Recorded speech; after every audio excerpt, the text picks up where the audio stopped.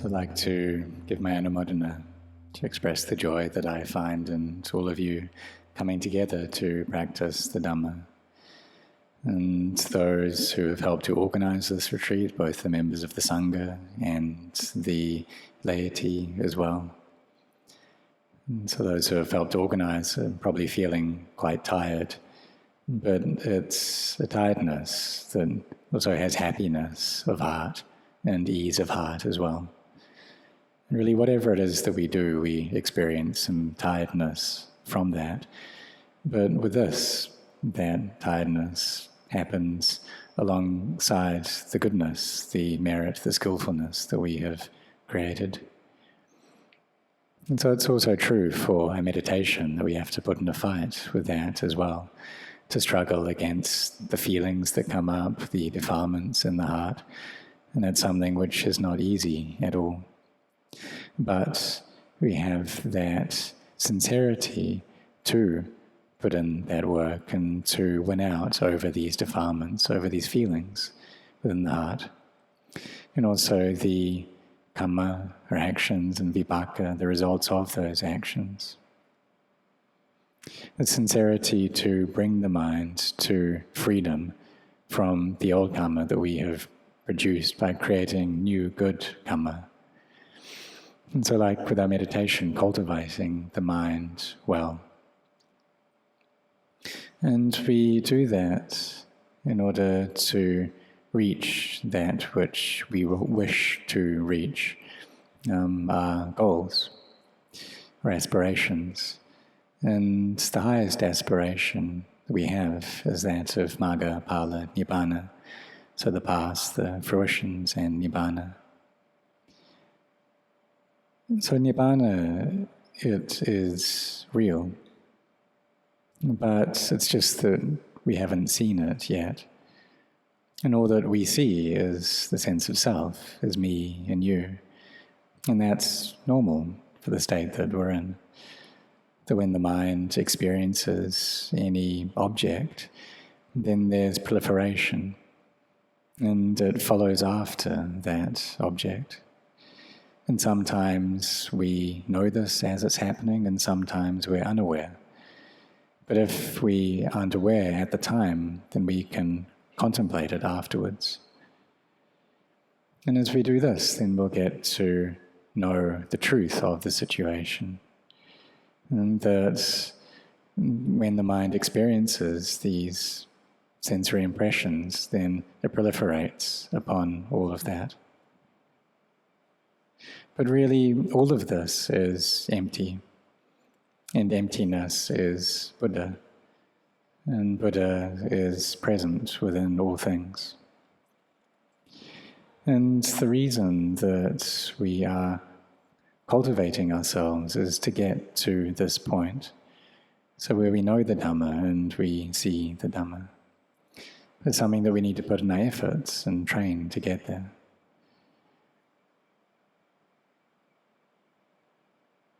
And so it's really inspiring to see many people coming together from all different ages.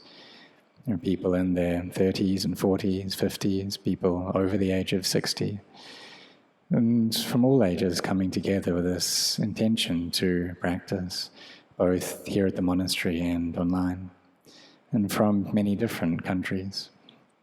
And we hear about this retreat and then we come to join and create goodness with each other. And so we're using these new methods, this new technology in order to give rise to benefit. And before listening to the Dhamma of a great teacher, it was quite difficult to do. At Wat Nom Bapong, Ajahn Chah would just once in a while give a Dhamma talk.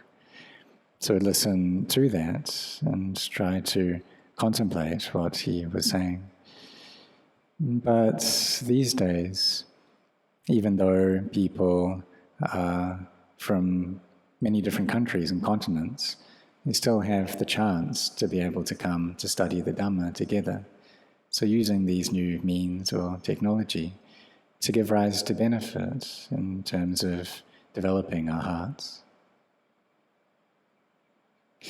And with this sincerity to give the time that we have and also the comfort that we otherwise may experience, in order to come together, to put in our efforts, even though it may be difficult, and to study these ways of practice. And perhaps some of you have joined in many of these retreats before, but the more that you join, the more confidence that you may experience, the more faith that you gain, which equals to reducing the doubts that we have, and to bringing up this brightness through the Dhamma in our hearts, through listening to these teachings on the Dhamma. So when we've come to know this, we should also not be careless as well, because sometimes the mind does become deluded towards what it experiences. So when there's this sense contact, we need to be cautious. And it's like I've taught you in this retreat about the restraint of the senses. Because this point where contact arises is where the kilesas come up. So we need to be careful not allowing the mind to get into liking or disliking. Because if it does, then it'll just carry on proliferating upon that. So for all of us here, we are true Buddhists, that we've really set ourselves on this practice, that we're generous, and that has a lot of benefit. We are virtuous in cultivating our minds, and this is very important. It's giving rise to wisdom, giving rise to knowledge in our hearts. And so I rejoice and give my sadhu to all of you who have come together to join in practicing, and the monastics who have selflessly given, and also the lay organizers as well, and everyone who's come to practice.